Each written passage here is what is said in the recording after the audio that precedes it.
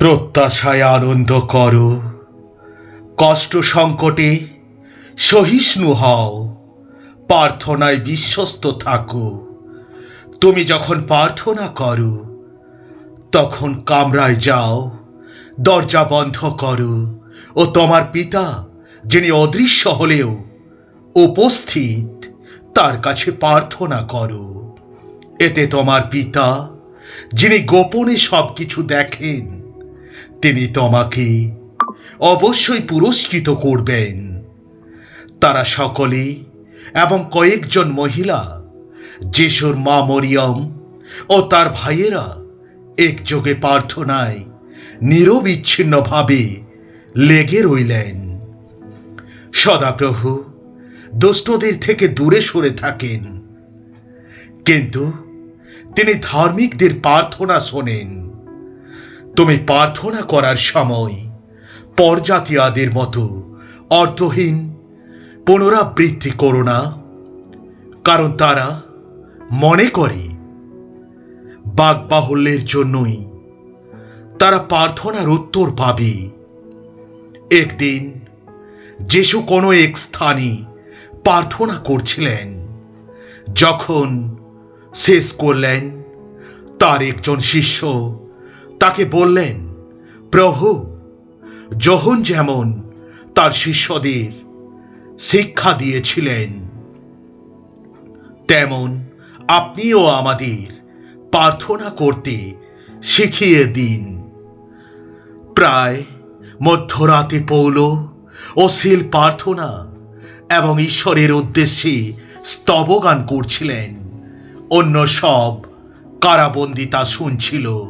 তোমরা আমার নামে রাখবে ও আমার কাছে এসে প্রার্থনা করবে, আর আমি তোমাদের কথা শুনব।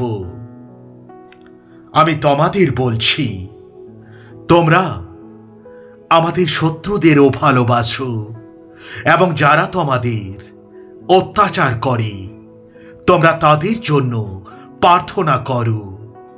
তোমরা আমাকে মনোনীত করনি, আমিই তোমাদের মনোনীত করেছি এবং ফলবান হওয়ার জন্য নিযুক্ত করেছ। সেই ফল যেন স্থায়ী হয়, তাতে আমার নামে পিতার কাছে তোমরা যা কিছু প্রার্থনা করবে তিনি তোমাদের তা দান করবেন। সকালে, হে সদাপ্রভু, তুমি আমার কণ্ঠস্বর শোনো। সকালে আমার প্রার্থনা আমি তোমার সামনে রাখি এবং আগ্রহ ভরে অপেক্ষা করি। হে আমার ধার্মিক ঈশ্বর, আমি ডাকলে আমাকে উত্তর দিও, সংকটে আমায় অব্যাহতি দিও। আমার প্রতি তুমি দয়া করো ও আমার প্রার্থনা তুমি শোনো। সদাপ্রভু দুষ্টদের বলিদান ঘৃণা করেন, কিন্তু ন্যায়পরায়ণদের প্রার্থনা তাকে সন্তুষ্ট করে। পরদিন খুব ভোরে, রাত পোহাবার অনেক আগে যিশু উঠে পড়লেন এবং বাড়ি ছেড়ে এক নির্জন স্থানে গিয়ে প্রার্থনা করতে শুরু করলেন। আর তারা প্রেরিত শিষ্যদের শিক্ষায় ও সহভাগিতায়, রুটি ভাঙায় ও প্রার্থনায় একান্তভাবে নিয়োজিত রইল। তোমরা পরস্পরের কাছে পাপ স্বীকার করো ও পরস্পরের জন্য তোমরা প্রার্থনা করো, যেন তোমরা আরোগ্যতা লাভ করতে পারো। ধার্মিক মানুষের প্রার্থনা শক্তিশালী ও কার্যকরী। তোমরা যদি আমার মধ্যে থাকো এবং আমার বাক্য তোমাদের মধ্যে থাকে, তোমরা যা কিছু প্রার্থনা করো তা তোমাদের দেওয়া হবে।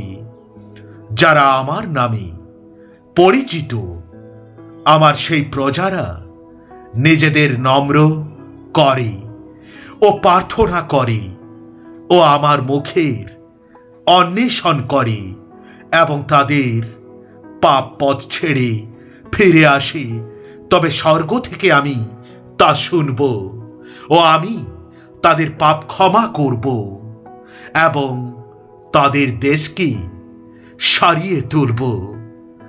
আমার নামে তোমরা যা কিছু চাইবে আমি তা তোমাদের পূরণ করব। আমি তোমাদের বলছি, তোমরা প্রার্থনায় যা কিছু চাও বিশ্বাস করো যে তোমরা পেয়ে গিয়েছ, তোমাদের জন্য সেই রকমই হবে।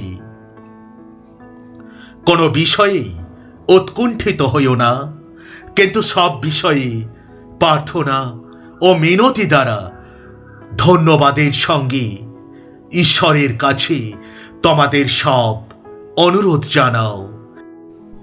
তিনি উত্তর দিলেন, প্রার্থনা ছাড়া এই ধরনের আত্মারা বার হতে চায় না। যেখানে 2 কিংবা 3 জন আমার নামে একত্র হয়, সেখানে আমি তাদের মধ্যে উপস্থিত। তোমাদের মধ্যে কেউ কি সমস্যায় ভুগছে, সে প্রার্থনা করুক। কেউ কি সুখে আছে, সে প্রশংসা গীতি গান করুক। তোমরা প্রভুর কাছে নিজেদের নতনম্র করো, তিনি তোমাদের উন্নীত করবেন। পিতর তাদের সবাইকে সেই কক্ষ থেকে বের করে দিলেন। তারপর তিনি নতজানু হয়ে প্রার্থনা করলেন। মৃত নারীটির দিকে ফিরে তিনি বললেন, তাবিথা, ওঠো। তিনি তার চোখ খুললেন এবং পিতরকে দেখে উঠে বসলেন। এখন আমাদের অন্তরে যিনি তার সক্রিয় ক্ষমতা অনুসারী আমাদের সকল চাওয়া পূর্ণ করতে অথবা কল্পনারও অতীত বেশি কাজ করতে সমর্থ, যে কেউ প্রভুর নামে ডাকে সে পরিত্রাণ পাবে। সব ধরনের মিনতি ও অনুরোধের সঙ্গে আত্মায় তোমরা প্রার্থনা করো, এই সব স্মরণে রাখো, সতর্ক থাকো এবং সমস্ত সন্তজনের জন্য সব সময় প্রার্থনায় রত থাকো। আর বিশ্বাসের সঙ্গে নিবেদিত প্রার্থনা সেই অসুস্থ ব্যক্তিকে নিরাময় করবে। প্রভু তাকে তুলে ধরবেন। যদি সে পাপ করে থাকে, সে ক্ষমা লাভ করবে। আমিন, আমিন, আমিন।